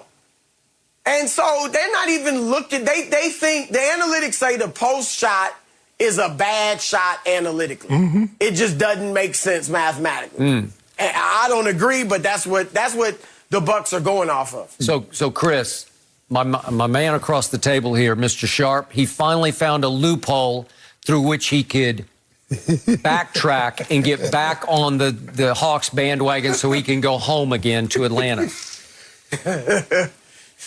Hey, Chris, guess where the Bucks look, I'm Shannon. I'm sticking with, if Giannis is in uniform, stick with the Bucks. Stick with the Bucks if he's in uniform. Because the Bucks and the analytics department is about to be home. Because the Bucks keep listening to the analytics department, and the analytics department keep feeding them some bull jive. So no, both of those guys are about to be home, and we're gonna be at. Hey, you know what? We coming undisputed, coming on the road. We're gonna be at Magic City in about a week. Yeah, are you gonna make that happen? Yeah, we make it happen. I know Madge. I get Madge up right now. I'm actually fine with that. Skip, But if we're there at 9:30 in the morning, nobody's going to be there. That's what you don't want nobody else. You don't want nobody there. You don't want nobody there. We just have a good old time, have a nice little crowd. Okay. You know, nice little Actually, crowd. I can't believe I'm supporting this. The Clippers have a chance to force a Game 7 tonight with a win in LA in hopes of yet another comeback this postseason, and that's what they've been doing. They will have to face a determined Suns team who, Monty Williams said, must play with desperation after giving up Game 5 at home Monday night. Already feels like a long time ago. Chris Broussard still with us. Chris, who wins Game 6 and the series right now. I'm sticking with my original pick, Phoenix in 7, which means Clippers tonight in Game 6. You know, look, Reggie Jackson, I think he's key. And earlier in the playoffs, you'd get a big game from him, maybe every other night, something like that. Maybe that was because Kawhi was there. But he has been a lot more consistent lately, and it is since Kawhi left. In 6 of his last 7 games, I believe, he scored 20 or more points. His lowest scoring game is 19. So now I've got a second guy next to Paul George playing like a star. He's averaging 22 points on 47% shooting in this series. So I think Reggie Jackson, we know he's got the guts and the heart, and the moment isn't too big for him. And he's playing for more than just, you know, to get to the finals or to win a championship. He's also playing for a contract. He's making $2.3 million this year. And he'll be a free agent this summer. So he is also playing for another big contract, as are a few other Clippers. Nick Batum playing for a contract. I haven't seen Nick Batum play this well since the last time he was playing for a contract. Yeah, exactly. So I think that's a factor. Boogie Cousins. Yeah, Boogie wants to give a middle finger to everybody, right, and win a championship. But he also wants another contract. Pretty good contract. So he's going to go out there with extra motivation. So I trust the Clippers tonight. Paul George, obviously he could easily go out there and have an inefficient shooting game. We know he's had a lot of those. But I do think he's going to give me 25-plus points. He's going to hit the boards, probably double-figure rebounds. And I think he'll play a very good game. I don't think he'll do what he did in Game 5, but I think he'll play a very good game. And I think the Clippers will take this thing home and force a Game 7 in Phoenix. I'm going the opposite, Chris. I'm going to take the Suns in a close ball game, and it's hard to disagree with a lot of what you said. When I look at Paul George, he's playing like he played in Indiana. He says, I'm the best player on the court. I don't have to defer to Kawhi. Now, guys are going to defer to me. Now, just let me be me. And I thought what happened in Game 5. Game 5 is that Marcus Morris and Reggie Jackson, Boogie, got off to that great start. He didn't need to jack up a bunch of shots because a lot of times he's just putting up shots. I just need to get things up. And so it caused him to be really, really inefficient. Well, because Game 5, those guys were so efficient early, Paul George got an opportunity to relax. So he had 11 points at the half. Now he's like, well, I know I got these guys in my corner. Let me go do my thing. And the Suns, I don't know what they were thinking. You're at home. Did you actually think they were just going to lay down? Chris Paul had said in an on-court interview, man, that team, they fight. They don't give up. Okay, so you know that. And still you come out there with that attitude that you displayed for Game 5, which is unacceptable. Ty Lue caught him off guard. I don't think Monty Williams and the Suns anticipated them starting in a zone and starting so small. Okay, now you know there's a great chance you're probably going to see that small starting lineup again, and there's a great chance you're going to see that zone again. DeAndre Ayton needs to eat. Chris Paul, you need to feed him. Now, I'm not saying they're a better team without Chris Paul. I'm saying they played at a better tempo, and the guys look better. Look at Booker when Chris Paul wasn't there. Look at Booker when Chris Paul is there. Look at Ayton. Look at Cameron Payne. Look at the tempo and the speed at which they played at. So I'm not saying you take Chris Paul, you take all Chris Paul minutes away from him. Maybe you put Cameron Payne also in there so he can push the tempo. I believe Cameron Johnson needs to get more minutes, considering you're not getting a whole lot from Mikal Bridges. You're not getting a whole lot for Jay Crowder. They've got to be better. Because if they're not giving if they're not going to give you anything offensively, and they let Paul George and they let Reggie Jackson get what the hell they want offensively, what good are they to you? Cam Johnson is not a defender, but he can get buckets in a hurry. So I think and DeAndre Ayton is going to have to be better on the defensive end tonight, Skip. In Game 5, the Clippers were 20 of 24 with shots at the rim. Yeah, throw that stuff up out of there. Throw that stuff to Playa Vista. Throw it to Corona. Watch tonight. Normally, last time it happened, Marcus Morris and Boogie Cousins, they outplayed DeAndre Ayton, just like Zubas did in Game 3. Yep. And then DA came back and put a monster up. I feel it coming on. I see a 20-20 ball game tonight. You do? I see it. So you see Suns big tonight, Now, right? I ain't say big. That's not what I said. I see a big game from DA. And you know what I see in my crystal ball? I see Clippers in 7. It's going to happen. They came from 0-2 down to Dallas, 0-2 down to Utah, 3-1 down to the Suns. Here they come, NBA Finals. Los Angeles, not Lakers, Clippers. It ain't happening.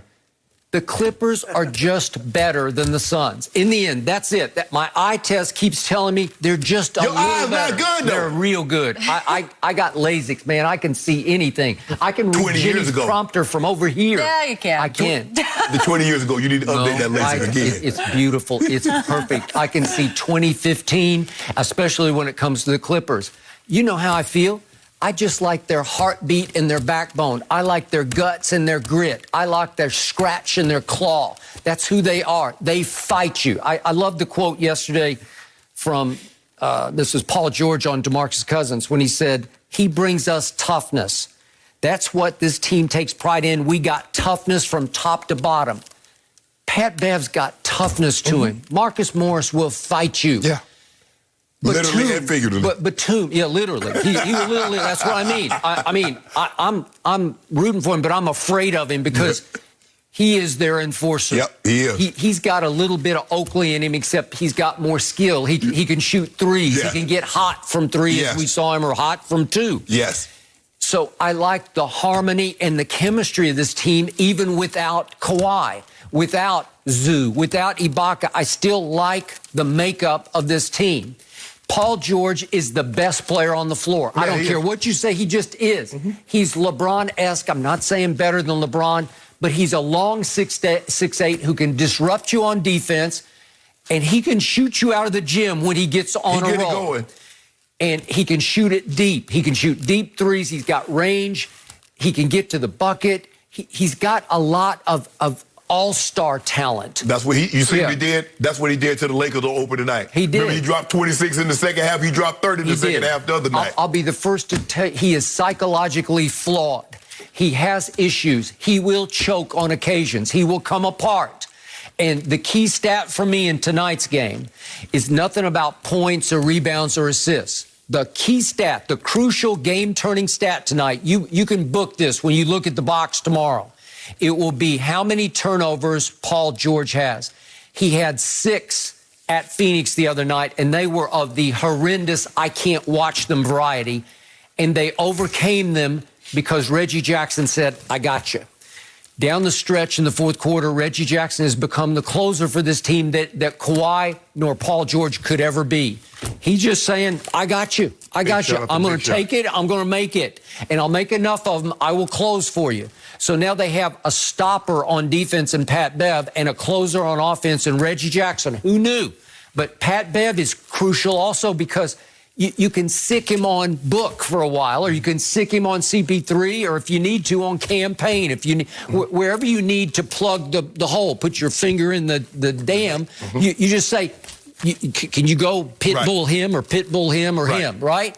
And he's playing. He was out of the rotation, and now he's integral, right? Yep. For the longest, he just didn't play. And like you suggested yesterday, maybe they kept him on mothballs just to save him for this. Well, the Clippers, I believe, Chris, they won the game in the first quarter because they got up to that sensational start led by Marcus Morris. They end up getting 36 What if Chris and I said all year, they weirdly sort of go as Marcus goes? Go ahead. So they got 36 and forced Phoenix to play uphill. They did. Phoenix need to return the favor. Get off to that great start. Okay, but what happened when Phoenix finally eked ahead 62-61? Playoff P happened. Well, we got something. They got something for playoff P. Okay, well, you better. Because he's more of a third quarter explosion. I want to see all that. Chris, you remember when the opening round, when they were playing the Lakers and Jay Crowder started salsing, and then Chris Paul, he was mimicking LeBron. Chris Paul, now I want to see you mimic some of Paul George. And yeah, you know how he was leaning back? You know, he was doing lean with it, rock with it. Yo, he imitating everybody. Now you got Pat Bev mocking you. I want to see Jay Crowder. I want to see the salsa. Hit me some of them threes. Pat Bev mocked him. Yeah. He got away with it. Oh, yeah. Yep. Chris Paul got something for him tonight. Well, does he? Yeah. He better. Yeah, Chris Paul got something for him tonight. Watch Book. I'm with you that Paul George is the best player in this series. At this point, he's better than Chris Paul at this point. He's better than Devin Booker at this point. He is. But I would say Phoenix has the next 3 best players. Devin, Chris, and DeAndre Ayton. Now, I know Reggie Jackson is playing great. Yeah, he's not better than those three. But the expectations on Reggie are a lot less. Right. Reggie, he's doing it every night. I'm going to give it to him. But he doesn't have the expectations that Booker and CP3 have. So I think I don't think the Clippers are better without Kawhi than Phoenix. With Kawhi, yes. But without him, I think it's close. But I still go with Phoenix. That's why I got If the Clippers had Kawhi, they would have swept the Suns. Right. I don't know about that. Certainly beat them. Hold on, Skip. Certainly beat them. The first 2 games without Chris Paul and they got Kawhi, the Clippers would have. Because here's the thing. The Clippers never play down to expectations. They don't take anybody for granted. Ty Lue's not going to let you say because they don't have their best player, we're just going to go out there. You realize the Clippers have delivered no stinkers in this whole playoff run. They've gotten blown out 0 times. Yeah, if you beat them, think about it, Skip. When they've lost games, it's taking historic performances. Shannon, I think they played down. Dallas really should have taken them 7 with Kawhi. But if you look at the game, I mean, if Luka gonna come out there and give you 40 and 18 and give you 45 and 15, it's hard to offset that. You look at Donovan Mitchell. Those first 2 games that he played, he was sensational. Sometimes you get guys. It's kind of like when you go back and look at it, you like. The Lakers really should have been 16-0 in the playoffs, but you get Allen Iverson with a historic performance, and he'll win you a game. But with the Clippers, with the way the Suns play and the way they shooting, Kawhi would have taken that thing. Okay, so without Kawhi, I will accept your bet. I'll take 5 cases tonight, 10 cases on Game 7, but I get the points. No! I get the points. I get the points. Whatever Fox Bet says it is. No, yes. You get no points. You get no points. I get the points. No, I didn't give you. Hey, you didn't give me no points the other night. You didn't give me I didn't need them. No, I'm saying. Yeah. When I won with my bet, I gave you 3, and then I gave you another 5. I didn't take any points. I know, but for 10 cases, I at least deserve the points. Well, hold on. What about with the Bucks and KD? You wouldn't give me no points. So that was different. That was different? Okay, Red. Okay, Red. Wait a second. That's different. This is climbing Everest. They were down 3-1. They got to win Game 5 at Phoenix, Game 6 at home, and then go back to Phoenix to win a Game 7. And you won't even give me the points? Let me ask you a question. How much? Chris, what do you think is more difficult? Winning the Bucks, winning in Brooklyn with Kevin Durant, or the Clippers winning in Phoenix?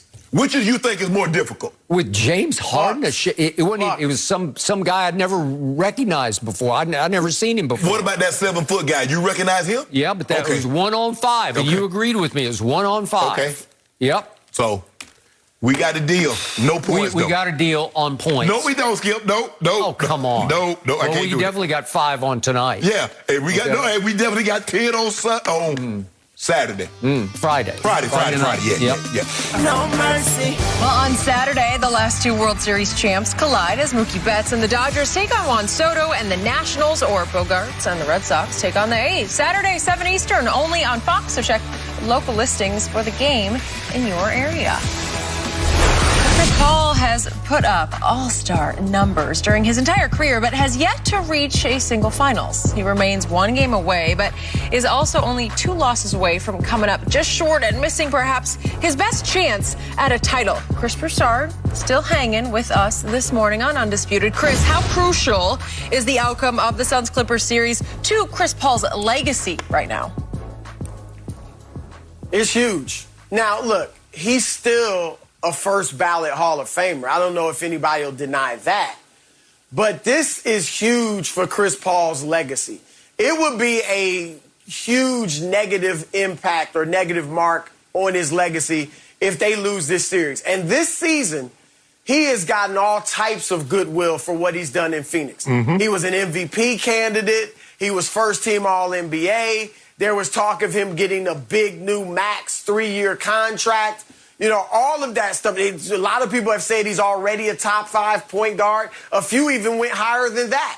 And I've said if they win this championship, I'll give him number 5 if they win this championship. Correct. But if they lose this series, all of that is lost.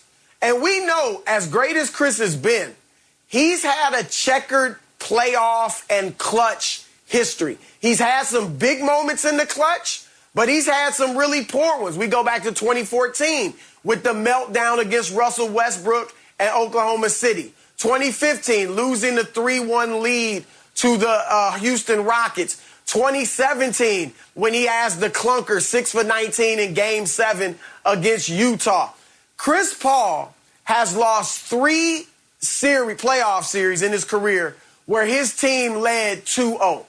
Okay, for context, Jason Kidd never lost a playoff series where he led 2-0. Steve Nash, same thing, never lost a series like that. John Stockton has lost 2. So Chris Paul has more playoff series where they led 2-0 losses than Nash, Stockton, and Jason Kidd combined. And those are kind of the guys he's grouped with. This obviously would double that, and now he'd have 4. So, and here's the thing, for all his checkered past, no one's really blamed Chris for not playing in the finals. Yeah, okay, he got hurt in 2018. Injuries happen. You can't really blame him for that. Even 2019, when Kevin Durant got hurt and the series was 2-2, Houston Golden State, he played well. He had a triple-double in Game 7, even though they lost that series. So Chris has not really been blamed. If they lose this series, people will look at it as his fault. And that's a first for him. And that's why this would be so damaging, because we know they were up 2-0. We know there were rumblings that, hey, yeah, the Clippers will have a better shot with Chris Paul playing because he slows down the tempo. And the numbers say that. With their offensive rating in this series with Chris Paul is 97.7. Without Chris Paul, it's 112.5. And that negative 14.8 net rating is the worst of all of Phoenix's rotation players. So Chris has got to deliver. He's got 2 chances. If he drops another 3-1 lead, it's one of those things like we talked about Doc Rivers. Doc's a great coach. We all get that. But you can't ignore that he's lost all these 3-1 leads. It will be the same thing with Chris Paul. I totally agree. And he will have lost the 3-1 lead, and considering that they had a 2-0 lead without him. So when he came back, he didn't have to do any of the heavy lifting. He didn't have to do any of the grunt work. They had a 2-0 lead. Now they've lost 2 or 3 ball games that he's been back, and he's shooting 19 of 60. 19 of 60. He's only gotten 2 shots in the restricted area. So he's not even getting to the rim. He's not defending, and he's not making plays. Because whomever he's defending, maybe it's Pat Bev.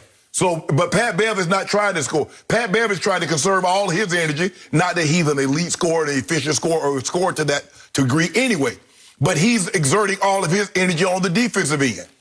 But Chris Paul, this would be a monumental collapse for him. And Chris, also, this will probably be his last best chance of getting to an NBA Finals, because it's almost like the Red Sea has parted. Look at all the injuries in the West. Look at all the injuries in the East. This is his best chance to not only get to a Finals, but possibly win it. Because the thing that Kyrie and Harden and LeBron and AD and Kawhi and Jamal Murray and this one and that one will be hurt moving forward, you're asking an awful lot. This is your best chance. You need to seize this moment, Chris. You need to play better because you have not played well. You need to get these guys to play well. Play with a heightened sense of urgency. Don't look at it as, well, we got Game 7 on my home court. Because trust me, I don't care what anybody says. Game 7 is anybody's ball game, because you have stepped on an ankle or a jam finger or somebody fall funny from your best player being out, and then you get run out of your own building. Yep. So you better take advantage of this opportunity right now. But I agree with you. I don't have him in my top 5 point guards right now, and it might take a couple of championships before he get in there if he were to lose this series. Yep. So I'm with both of you. This feels make or break for CP3, and I want to compliment Chris on all the stats that he gave, because they're compelling, they're chilling, and in the end, they're indicting of Chris Paul III. And we know all the accolades. He's an 11-time All-Star. He's 9 times All-Defense. He's 6 times steals champ and 4 times assist champ. And I'm with Chris, and on top of being Rookie of the Year, that all adds up to he's a first ballot Hall of Famer. Absolutely, yeah, no question. He's called Point God. He was in the MVP conversation this year and shouldn't have been, but he was. Right. And because that bar got set up here, it's still up there. Yes. And yet I keep making the case that his playoff impact doesn't even measure up to his star quality that he's achieved through his State Farm commercials, because they're all-time great, and they just keep on keeping on. And they've invented his alter ego brother, Cliff Paul, and it's just greatness. And we see him like every other commercial. It's another, obvious Cliff Paul State Farm commercial.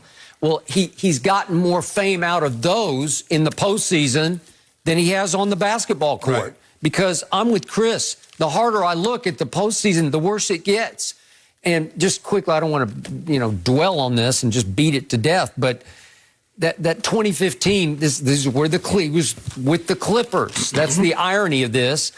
And they lost the last 3 games with a 3-1 lead. They lost by 21, 12, and 13. It wasn't even close to Houston. Right. And then I look at 2013, they go up 2-0 on Memphis. It was a very good Memphis team, but they lose 4 straight games by 17, 21, 10, and 13. I can just keep on keeping on. Where Chris's minuses for the cumulative 4 games, he was a minus 56 in those 4 games against Memphis. I can just keep on keeping on. And to your point, when you're now in this series, what are you, 17 of 60? I'm sorry, 19 of 60, and that's 32% from the floor. Right. Well, that'll lose you a bunch of games. Yeah. If you're the MVP of the team, right. you got to be better. So tonight is huge for CP3, and Game 7 would be huger for CP3 because tonight's the one. This is back in your home away from home. You dominated this arena for years as a Clipper, and so you would think you could go home and close this deal at home because, as Shannon says, boy, Game 7, I wouldn't love your chances at home in a Game 7. Because all the visitors team is trying to do is get it to the fourth quarter, keep it close. Because the closer the game stays, the more pressure that mounts on the home team. Yep. And all of a sudden, the home crowd get antsy. Yep. You start to get antsy. I agree. And then the bucket starts to shrink. And then, Yep. But if you look at Chris, in campaign of those 2 games in which Chris Paul didn't play, he's 40 points, 18 assists with 1 turnover. And you look at Booker's numbers, and you look at the pace in which they played. Yep. They haven't even been close to that. They can barely get 100 points. Okay, so Chris, my man Shannon has been campaigning for campaign to get more run, to play equal minutes with CP3. What does that tell you about where Chris is at this stage and age? I don't know. I'm with you. My eye test is telling me, ugh. Go ahead. Right. And that's the interesting thing. Can Monty Williams do that? Yeah, I don't know. And I think you got to. You know, you've got to look at it like it doesn't mean Chris might not play more in the finals, right? If they get there, it depends on the matchups. Because we weren't saying he was great against Denver. Yes. You know, so it might just be this matchup. We need more campaign. Now, certainly you don't bench Chris and not start him, but you start him, but you got to get those minutes kind of even. And if it's obvious that Cam has him going, then you got to stick with him. And I think Chris would understand that. You know, Chris, you guys know this. There are coaches that can maximize mediocre talent. But then you give them some real horses or you give them and they can't get you to the championship. They can take a mediocre team and win 50 games, but they can't win a championship. Chris, if he loses this series, that's almost how he'll look. Because remember last year, again, a ton of goodwill. Look at what he did with Oklahoma City. Yeah. My goodness. You know, that was a bad team, right? But he took them to, 5th, 6th seed, whatever they were. Yeah. And so this is, can he get them over the hump?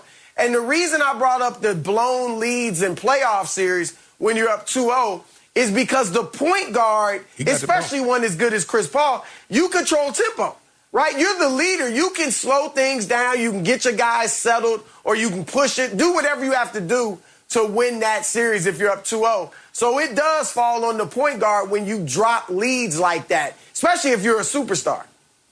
I'm counting on Book. Yeah, Book him down. Really? Yeah. I'm counting on Pat Bev. Thank you. Okay. Pat Bev, he got something for Pat Bev tonight. Does he? Yeah, he got something. What, a mask? A new mask? I got 2 cases for 30 points. For 30 points? 30 points. Really? Yeah. 2 cases for 30 on Pat Bev here. He could get empty calories. He could get some garbage points. That's all you're going to see him do right here on his head. Really? Yeah. I got 5 on the game, so what do I need to 2 more? risk 2? 7? Ain't no risk. Huh? What you mean a risk? I'll do 35 for 2 cases. No. Well, I just don't accept everything that you propose. You asked me, when you go to the gambling window, you can't go bargain with the you can't go get bargain with the gambling. Oh, so you set the odds now? For this bet. We can bargain here. Okay, I already got it. 30 I think points 30 for 2 is cases. a fair Well, bet. the other night, you bet me 2 cases for 40 points, and I won. So why would I do 30. Huh? But I ain't know Pat Bev was going to be like that. But so Pat Bev, I know what Pat Bev is right now. 30 points right now. No. No? No. Scared. Sorry. Scared man can't win no I'm money. scared. I got Scared 5 man cases. can't win no due. Moving on. No mercy. July 13th, Judge, Tatis, Ohtani, and baseball's finest face off in a mile-high midsummer slugfest. From Coors Field in Denver, it's the 2021 MLB All-Star Game presented by MasterCard, July 13th on Fox, just a couple weeks away at this point. Should be great. Paul George has had an up-and-down postseason. He has shot under 40% from the floor in 6 games, but has also had 5 games of 30-plus points, including his 41 points in Monday's Game 5 win. So, Shannon, scale of 1 to 10, how much do you trust Paul George tonight? Right now, Skip, I trust him 10 or more so than I trust CP3 and Devin Booker. Now, do I trust him in a nutshell? It's just him in a vacuum? I say I give him, after what he showed me the other night, I'm going to say I'll give him 6.83. Okay. I'm not at a 7 just yet. Why 6.83? Because I'm not at a 7 yet, because a 7 means I'm pretty much getting in. Okay. I got to see it again. Okay. I got to see it again, because I know a guy that done this several times, done this for playoffs, not just 1 or 2 games. I know a guy. I don't need you to talk about who he is or where he is or what he do. Where is he? I just know. I don't even know who you're talking about. Good. I'm glad you don't know who Really? I'm talking about. Whatever happened to that guy? I don't know. Don't Go worry ahead. about it. He's busy. But if you go back and look at Game 5, Game 5 started, PG's imprint wasn't on this game. This was a Marcus Morris. This was a Reggie Jackson imprint game. And then Boogie Cousins. And I thought what that allowed Paul George to do was relax and not have to press. The thing what you got to do with Paul George, you got to make him press. You got to make him doubt himself. If you don't do that, Paul George is going to get comfortable. He's going to relax, and then all of a sudden, the rim is going to look like the ocean, and he's in the middle of it. And no matter what he throws over, is going in.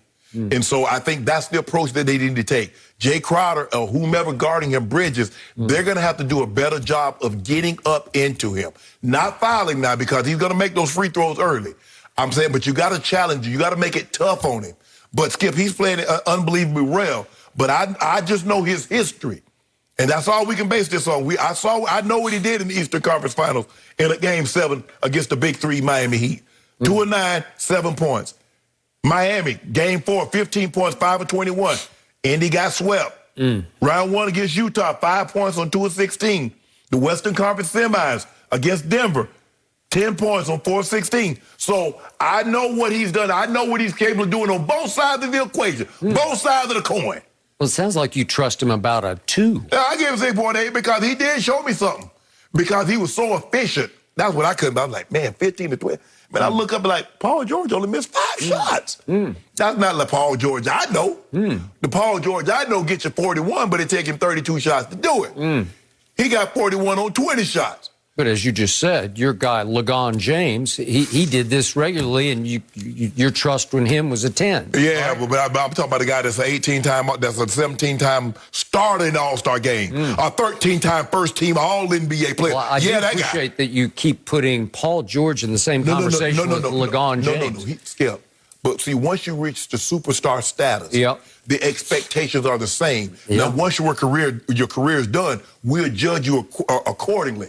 We'll say, okay, yeah, but he played well, but was he to that level? No. But right now, Paul George is a superstar. He's the best player in this series. And so, with that being said, I trust him more than I trust Book and CP3, but I'm not all in like you probably all in. So I gave him 6.83. I'm up to an 8 in my trustability of one Paul George, because I just look at the numbers across the board. For these playoffs, he's 27, 10, and 6 for the whole 18-game playoff run. For this series, he's 30, 11, and 6.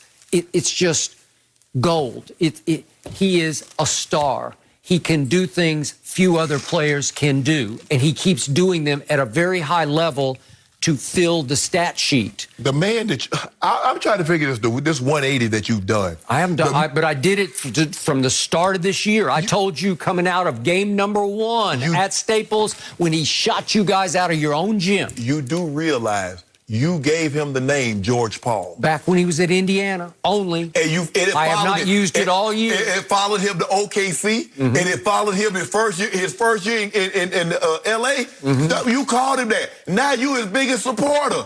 I just saw a different body language. I saw him grow up and toughen up right before your very eyes. I've been saying it all year. Okay. And I love what he's done without Kawhi because it forced him into a leadership role and a takeover role that he didn't have before. I'm going to see if you have talking like this tomorrow. You're okay, real big here's now. now I'm going to be honest about this. My biggest concern is sheer minutes played. Oh, no. Time out. This man has played 735 minutes. They have ridden this thoroughbred almost to a dead heat at the finish line because he has now played 130 more minutes than the next guy on the list in the whole playoffs, and that's Devin Booker. He's played 151 more minutes than anybody on his own team who would be Reggie Jackson. That's extraordinary. That's 41 minutes a night where you're just driving him, and at some point, he will start hitting the wall. We saw it in two surges the other night. Late first quarter and early fourth quarter, we saw him hit the wall, mentally and physically, where he just looked like he was in slow motion. Whoa. Did you see the flurry of get him out of their turnovers that he gave us at the end of the first quarter? There were three in a row. One where he retrieved his own disaster, but he was so bad, he was so out of it that I had to tweet, all caps, get him out of there. And then early fourth quarter, he just came all apart. It looked like he'd had enough. And Reggie Jackson took him off the hook and saved him. So it scares me on just minutes played because he's liable to have big turnovers tonight, like 6, 8, 10 turnovers. Hold on, Skip. This is what I'm confused about. I remember there have been times that I've told you LeBron James was tired. LeBron James was a racehorse. You rode him, and when you couldn't ride him anymore, you turned him into a plow horse. And when he couldn't plow the fields anymore, you tried to kill him and turn him into glue. Now, Paul George, you make the very excuses that you wouldn't allow me to use for LeBron James. Talk about minutes, and he might be tired. But he can't get tired. That's what you told me about superstars. LeBron never played 130 more minutes than anybody else in the playoffs. Yes! No, he did not. Yes! Well, all I heard in that crucial turning point game 4 in the 2015 and what'd finals. you say? What? You said he was tired. No, I didn't say it, but everybody told me, he just got tired. No, I don't even. Okay, so what was your counter to when they said he was tired? What did you say? He spends $2 million a year on his fitness. No. How can you get tired? He's Iron Man. So what does Paul George spend? $50? I don't know. Probably, yeah. Probably about 75. No. Hold on. He told you he got back with his trainer. The trainer that got him right. The one that had him third in the MVP discussion. No. So I will not allow you to use any argument for some other player about fatigue and about tiredness when you wouldn't allow me to use it about the GOAT. So you're putting Paul George in the same sentence with LeBron James. You said he was. Thank you. You said he was LeBron-esque. Yeah. That's what you told me. Did. That was very LeBron-esque. Yeah. Okay, so hold him to the same standard. He is not allowed to get tired. Well, he got tired in Game 5, and he better not get tired in Game 6. No mercy. Have a Game 6 tonight in Staples, but it will be without LeBron James as the Clippers and Suns face off. It's been nearly a month since the Lakers last took the court and lost to the Suns in the first round. And it feels like a long time ago at this point. Shannon, on a scale of 1 to 10, how much have these playoffs missed your guy, LeBron? Skip, the NBA misses its stars. Sure. The NBA is a superstar-driven league. The Patriots fans still going to cheer for the Patriots, even though Tom Brady's gone. More times than not, basketball, a player's fan, they'll follow him. They'll go get his jersey. He goes. LeBron fans they went to the Heat, and they come back to Cleveland, and they went to the Lakers. That's just the way it is, Skip. And then you got Anthony Davis, James Harden, Kyrie, Kawhi, Donovan, Joel, Mike Conley, Jaylen Brown, Chris Paul, and that's not to mention stars like Trae Young and Jamal Murray. All missed games. This is not good for the league. Can you imagine, Skip, we got the playoff teams, and your top, Aaron Rodgers, Patrick Mahomes, Tom Brady, Josh Allen, Lamar Jackson, all those top guys, Russell Wilson, their team's in the playoffs, but their quarterbacks are not.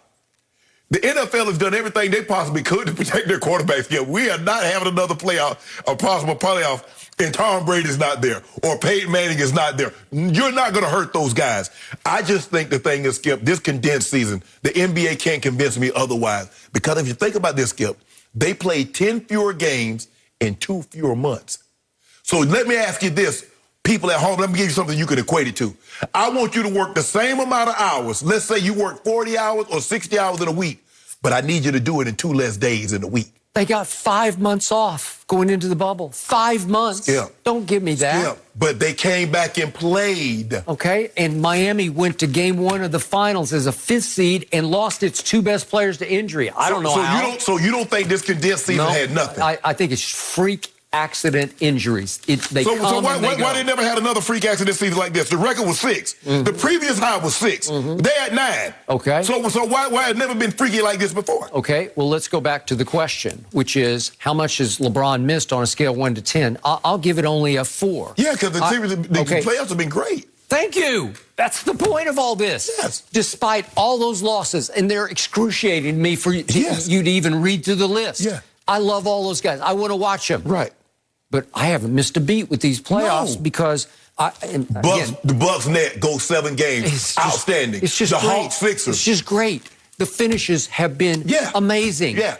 And all of a sudden, we have lots of new twists and turns. Right. Plot twists that I didn't see coming. Right. And everything's new and different. The Clippers are new and different. The Hawks are new and different.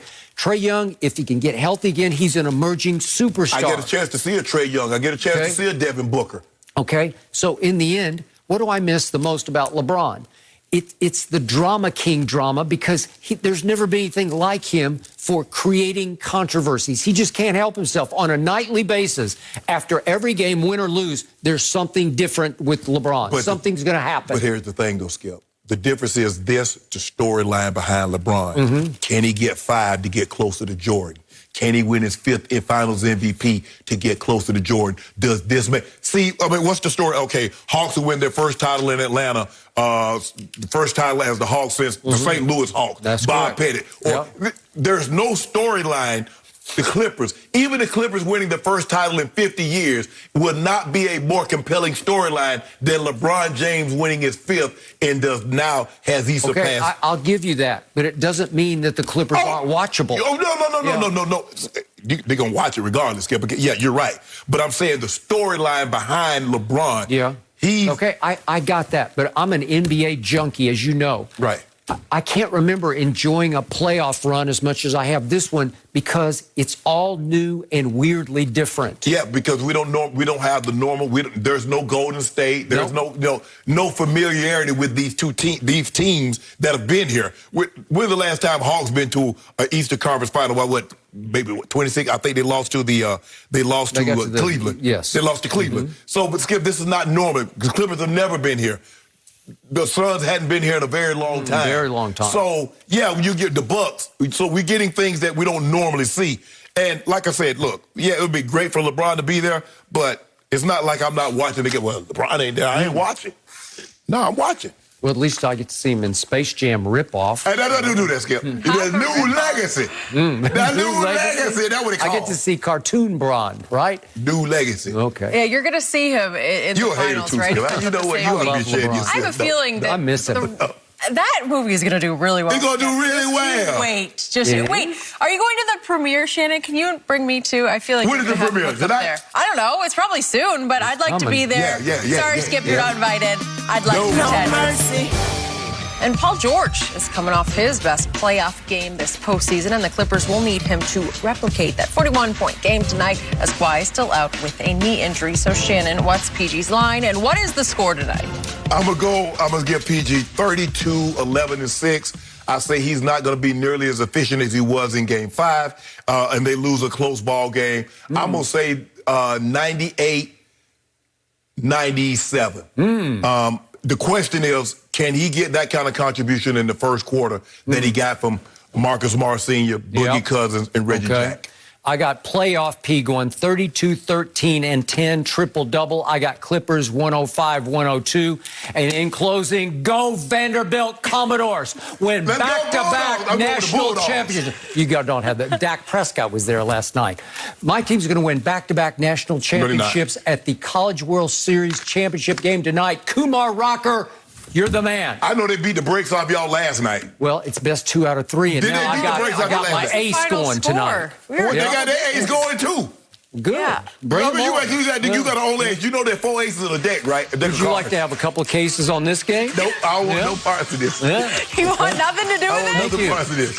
All right, I will be watching that as well. It's been a busy night. We'll also be all over subsequent versus tomorrow. Herd starts out.